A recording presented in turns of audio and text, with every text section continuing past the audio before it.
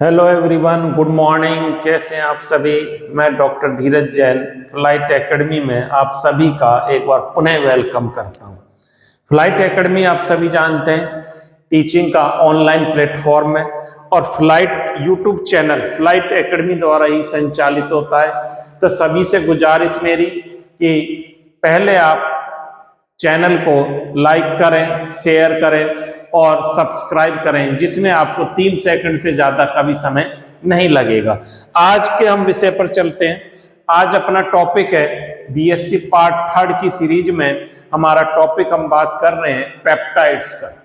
देखिए, पेप्टाइड्स की हम बात करेंगे, एमिनो एसिड्स की हम बात कर चुके हैं, एमिनो एसिड्स को पढ़ चुके हैं हम। और पेप्टाइड्स को पढ़ने से पहले आप जो एमिनो एसिड्स की क्लासेज हैं, लेक्चर्स हैं, उनको आप देखें तो ये पेप्टाइड्स आपको ज्यादा समझ में आएगा, क्योंकि ये भी एक इम्पोर्टेंट है पेप्टाइड्स।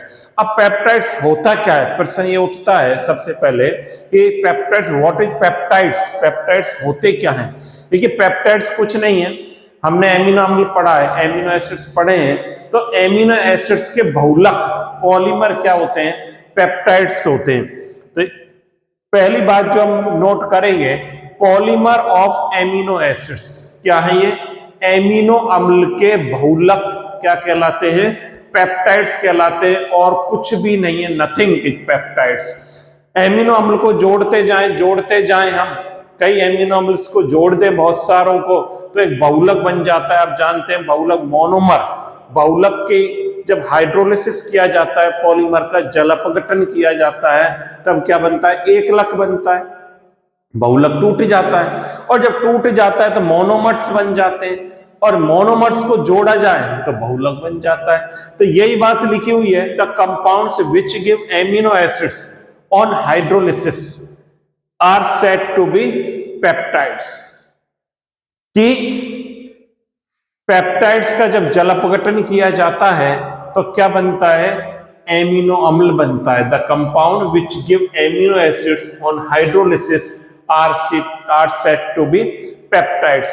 पेप्टाइड्स क्या है, जब किसी एमिनो अम्ल को क्या करा जाए, जोड़ा जाए, तो क्या बन जाता है, पेप्टाइड्स बन जाता है। या हम इस बात को यूं कह दें कि पेप्टाइड्स का जल अपघटन किया जाए तो क्या बनता है, एमिनो अम्ल बनता है, और वो क्या कहलाते हैं, पेप्टाइड्स कहलाते हैं। ऐसे यौगिक जो जल अपघटन पर एमिनो अम्ल देते हैं, पेप्टाइड्स कहलाते हैं। एमिनो अम्ल से आपने पढ़ा है।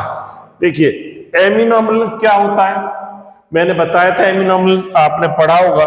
एमिनो अम्ल की ट्रिक में क्या होता है, एनसीसी। मैंने क्या बोला, एनसीसी, ये है एमिनो अम्ल।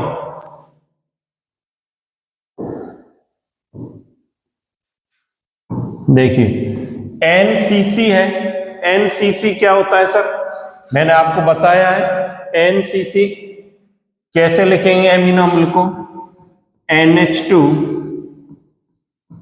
CHR COOH, ये N हो गया, ये C और ये C, ये हो गया एनसीसी। बहुत ही सिंपल ट्रिक है। तो ये एमिनो अम्ल होते हैं। एमिनो अम्ल को जोड़ा जाए, बहुत सारे एमिनो अम्ल को जोड़े तो बहुलक बन जाएगा, और बहुलक क्या कहलाता है, पेप्टाइड्स कहलाता है। इस बात को उल्टा कह दें हम कि जब किसी यौगिक का जल अपघटन होने पर एमिनो अम्ल बनता है तो वो क्या कहलाता है, पेप्टाइड्स कहलाता है। बहुत ही सिंपल बात है। ये एमिनो अम्ल है हमारा। एमिनो अम्ल में 2 फंक्शनल ग्रुप होते हैं। कौन कौन से होते हैं, देखिए इसको यहां से हटा देता हूं, यहां लिख देता हूं, ये एनसीसी ये लिखा हुआ है। अब 2 फंक्शनल ग्रुप हैं, एक तो कौन सा है, NH2, और एक कौन सा होता है, COOH। एमिनो ग्रुप और कार्बोक्सिलिक ग्रुप, 2 इसमें ग्रुप रहते हैं। एमिनो ग्रुप रहेगा और दूसरा कार्बोक्सिलिक ग्रुप रहेगा। 2 ग्रुप एमिनो अम्ल में पाए जाते हैं। और जो पेप्टाइड्स है उसमें कौन सा बॉन्डिंग रहती है, देखिए पेप्टाइड्स में क्या रहता है, CONH। ये जो एमाइड बॉन्ड है, ये जो एमाइड किस में रहेगा, ये पेप्टाइड में रहेगा। ये एमिनो अम्ल आपने पढ़े, दो फंक्शनल ग्रुप, दो क्रियात्मक समूह एमिनो अम्ल में रहते हैं, और पेप्टाइड में CONH रहेगा। कैसे बनेगा इसको भी अभी हम सीखेंगे। देखिए और क्या लिख सकते हैं हम कि पेप्टाइड्स का, ये पेप्टाइड्स है, इसका क्या कर दें, जल अपघटन,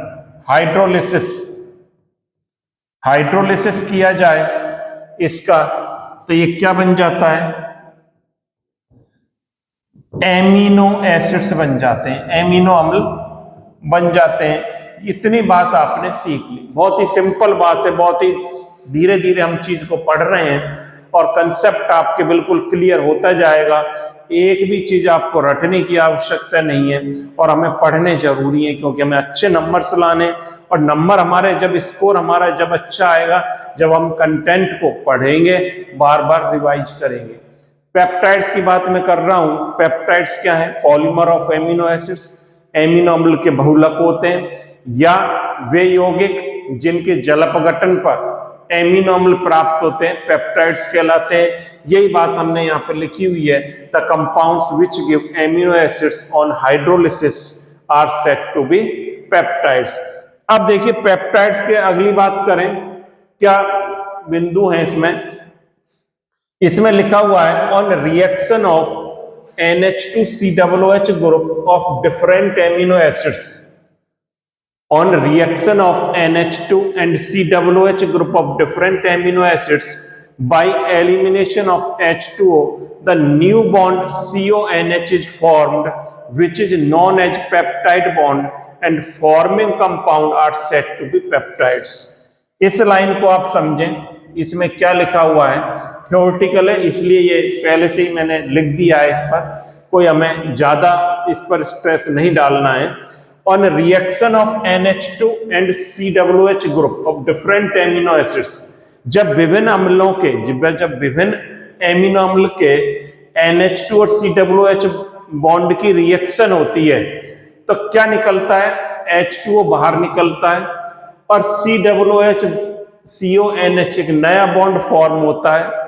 जब विभिन्न एमिनो अम्ल के CONH2 और COOH ग्रुप आपस में रिएक्ट करेंगे, तब क्या बनेगा, H2O का तो एलिमिनेशन होगा और CONH बॉन्ड फॉर्म होगा, which is known as peptide bond, जो कि पेप्टाइड बंध कहलाता है।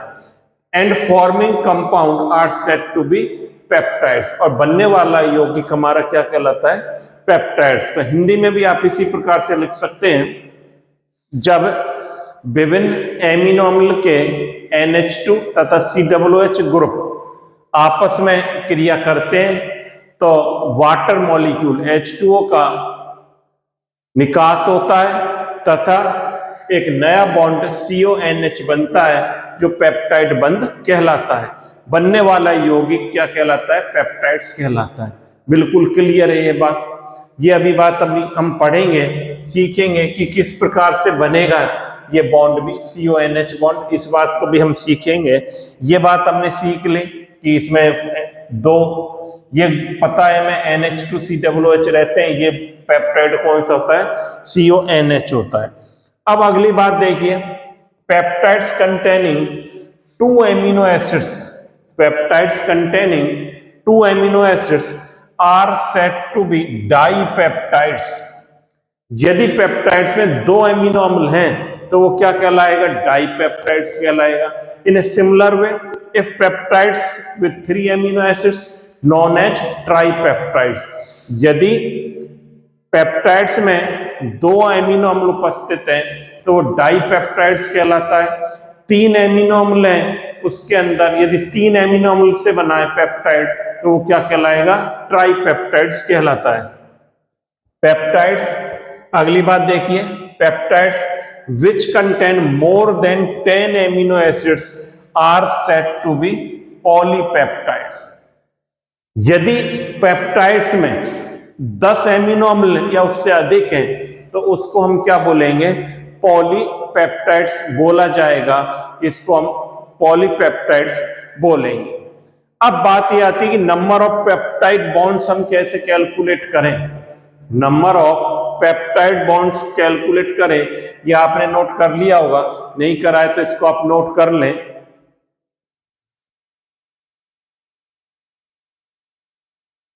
ये नोट कर लिया होगा आपने। अब देखिए, peptide which contain more than 10 amino acids क्या कहलाएगा? पेप्टाइड्स, पॉलीपेप्टाइड्स कहलाएगा। अब नंबर ऑफ पेप्टाइड बॉन्ड्स को हम कैसे कैलकुलेट करें? फॉर्मूला है, मैं लिख देता हूं, number of peptide bond is equal to, कोई एमिनो एसिड्स का बहुलक है, पेप्टाइड्स है हम जिसको बोलते हैं, उसमें पेप्टाइड बॉन्ड कितने हैं, तो कैसे कैलकुलेट करेंगे? Total number of amino acids, मैंने ए लिख दिया है, टोटल एमिनो एसिड्स को माइनस क्या कर दें? 1 कर दें। तो ये फॉर्मूला हमारा बन जाता है, क्या बन जाता है? हमारा फॉर्मूला ये बन गया, एक मिनट,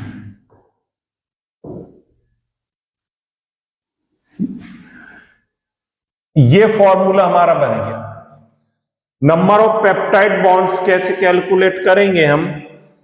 कि total number of amino acids minus 1। मान लीजिए डाइपेप्टाइड्स है, डाइपेप्टाइड्स है आपका, डाइपेप्टाइड्स में एमिनो एसिड्स कितने आपके? 2 होंगे। डाइपेप्टाइड्स का मतलब उसमें क्या है? 2 एमिनो एसिड्स है, माइनस 1, तो पेप्टाइड बॉन्ड कितना हो गया? 1 हो गया। यही बात लिखी हुई है, so that dipeptides having 1 peptide bond. Dipeptide में क्या होगा? 1 पेप्टाइड बॉन्ड होगा। ट्राइपेप्टाइड्स हैविंग 2 पेप्टाइड बॉन्ड्स। डाइपेप्टाइड्स में कितने पेप्टाइड बॉन्ड होंगे? 1 होंगे। और जो ट्राइपेप्टाइड्स होगा उसमें 2 पेप्टाइड बॉन्ड होंगे। अगली इंपॉर्टेंट बात यहां पर लिखी हुई है, 2 एमिनो एसिड्स, लिख लें इसको भी इधर, 2 amino acids on addition in different sequence can form 2 different peptides. क्या मतलब हुआ इसका? जब 2 एमिनो अम्ल को भिन्न भिन्न क्रम में जोड़ा जाए तो भिन्न भिन्न पेप्टाइड्स प्राप्त होते हैं।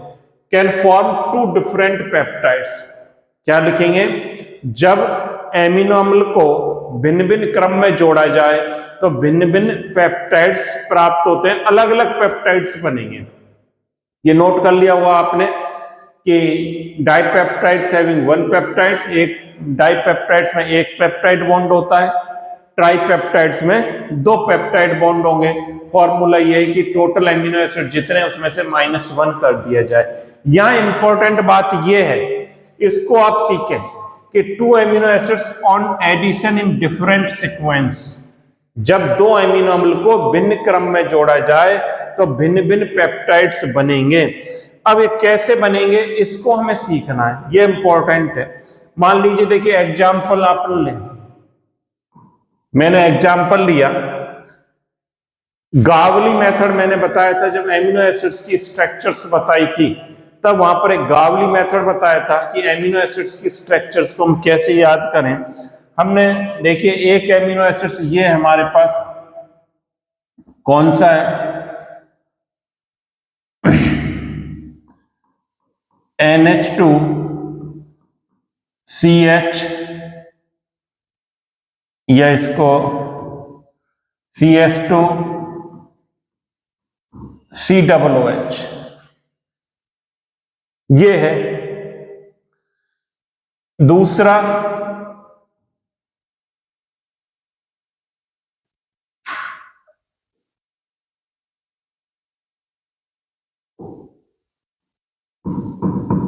या CH3 जोड़ दिया, और इसको ये इस प्रकार से लिख लें, चाहे देखो और बढ़िया ढंग से समझ में आएगी चीजें। इसको ऐसे लिख लें, NH2 CH CH3 और ये फंक्शनल ग्रुप COOH, ये बन गया। दूसरा जो एमिनो एसिड्स है उसको मैं लिख रहा हूं NH2CH2COOH, दो एमिनो एसिड से लिख दिए। अब सर इनका नाम क्या है? नाम भी आपको आना चाहिए इनका, ये आपको बताया था। ये तो क्या है? एलानाइन है। क्या है? एलानाइन। और ये क्या है? ग्लाइसिन है। ये आपको बता रखा है, एलानाइन है और ये ग्लाइसिन है। ये अब देखिए होगा क्या, जब ये बात आप पढ़ रहे हैं, दो एमिनो एसिड्स को जोड़ेंगे तब क्या होता है? पहले पॉइंट में बात पड़ी थी, जब दो एमिनो अम्ल को जोड़ा जाता है तो वाटर मॉलिक्यूल का क्या हो जाता है? एलिमिनेशन हो जाता है। वाटर मॉलिक्यूल का एलिमिनेशन हो जाता है। वाटर मॉलिक्यूल यहां से निकाल दें, ये H2O,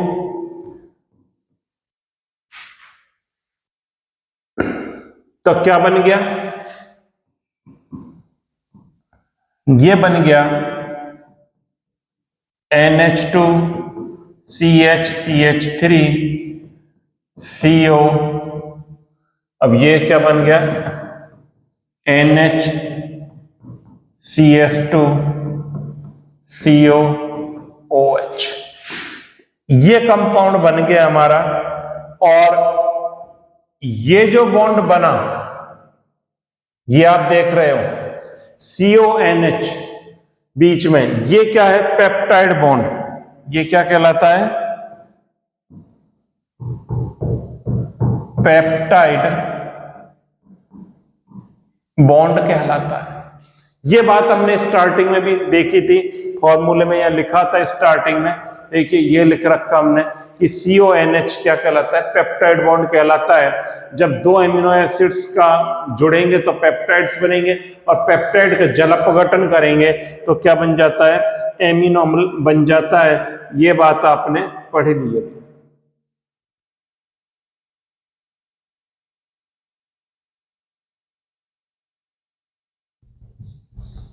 देखिए अब मैंने दो एमिनो एसिड्स को जोड़ा, मैंने ये बात कही जब एमिनो एसिड्स का क्रम बदल देंगे तो पेप्टाइड्स भी अलग अलग ही बनता है, वो एक पेप्टाइड्स नहीं बनता है। यहां पर हमने एलानाइन को लिया है और ग्लाइसिन को, तो ये क्या बन गया? एलाग्लाई बन गया। या इसका नाम जब हम लिखेंगे, नेम क्या लिखेंगे? देखिए जो लेफ्ट एंड पर है, जितने भी एमिनो एसिड्स लेफ्ट एंड पर है उसमें इल लगा देते हैं। क्या लगाते हैं नाम में? सफिक्स। क्या आएगा? इल सफिक्स आएगा। तो इसका क्या नाम हो जाएगा? एलानिल। नाम क्या हो गया इसका?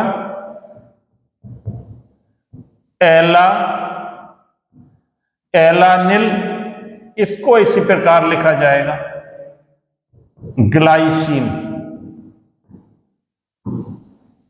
ये इसका नाम हो गया कि जब जो पहले वाला एमिनो एसिड्स होता है जो लेफ्ट एंड पर होते हैं उसमें क्या लगा दिया जाता है? इल लगा दिया जाता है। जितने भी सब में इल लगाएंगे।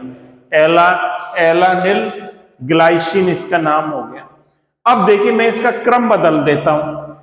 अभी हमने एलानिन को पहले लिखा, फिर ग्लाइसिन को लिखा। अब उसके बाद मैं इसका क्रम बदलने जा रहा हूं। अब मैं क्या कर दूं? देखिए अब मैं ग्लाइसिन को पहले लिखता हूं, NH2CH2COOH। ये ग्लाइसिन है, ग्लाइसिन है, प्लस NH2CH3 आएगा यहां, और ये COOH। ये एलानिन है। ये क्या है? एलानिन है, अभी बनाया है। अब देखिए इसमें क्या कर दें? ये H2O मॉलिक्यूल यहां से हटा दें। अब ये क्या बन जाएगा? NH2CH2CO NHCHCS3 COOH। यहां पर देखिए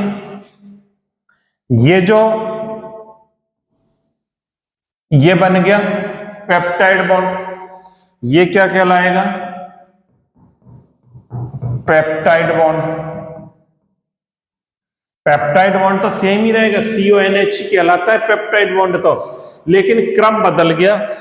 अब इसका नाम क्या हो जाएगा? अब इसका नेम जब हम लिखेंगे तो इसका जो नेम है वो क्या हो जाएगा?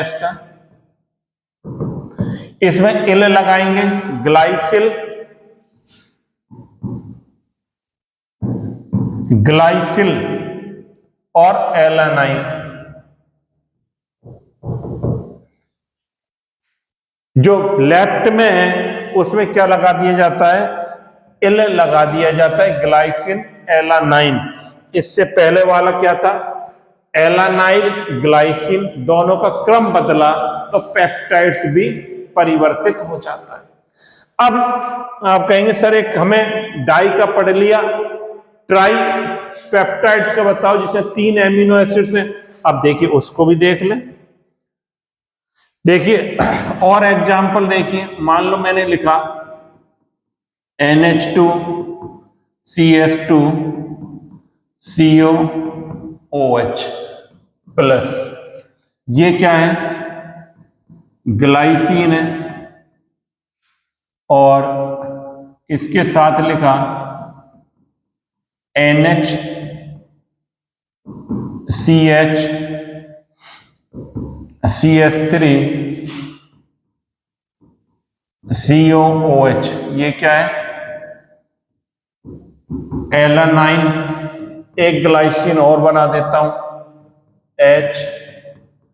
NS2CS2 COOH। ये लिख दिया। ये क्या है? ग्लाइसिन। ये भी ग्लाइसिन है। अब देखिए क्या होगा। देखिए एक जो है वाटर मॉलिक्यूल ये निकला, एक वाटर मॉलिक्यूल ये निकला, कंपाउंड क्या बना हमारा? NH2CS2 CO NHCHCS3 CO NHCS2 COOH। ये NH ही है ना, इसको सही कर लेना। अब देखिए यहां पर जो है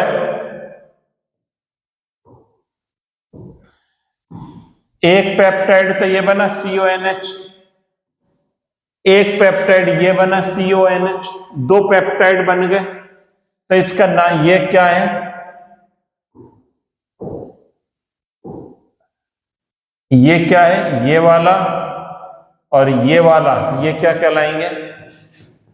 पेप्टाइड्स बॉन्ड्स। ये पेप्टाइड्स बॉन्ड्स कहलाते हैं। बहुत ही आराम से पढ़ रहे हैं सारी चीजों को। पेप्टाइड्स स्ट्रक्चर बनाना मैंने आपको सिखाया है, नहीं तो आप उस क्लास को देखें, उस लेक्चर को देखें, बहुत ही सिंपल मेथड में कि किस प्रकार से इनकी स्ट्रक्चर बनाई जाए। अगर आपको स्ट्रक्चर बनानी आ गई तो इसको बनाने में कहीं कोई दिक्कत नहीं है। अब देखिए ये पेप्टाइड्स बॉन्ड्स हैं। अब नाम लिखें, इसका नेम क्या हो जाएगा? मैंने कहा था इल लगा देंगे। ये ग्लाइसिल, ग्लाइसिल। ये क्या था? एलानाइन है तो एलानिल।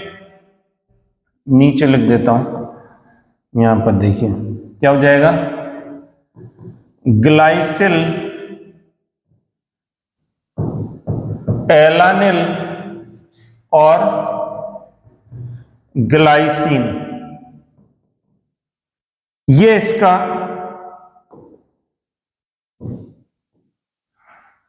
नाम हो जाएगा। इनमें तो इल लगाएंगे 2 में और उसको एजिटी लिखा जाएगा। इस दूसरी बात मैंने कहा था total number of peptides bonds कितने होंगे?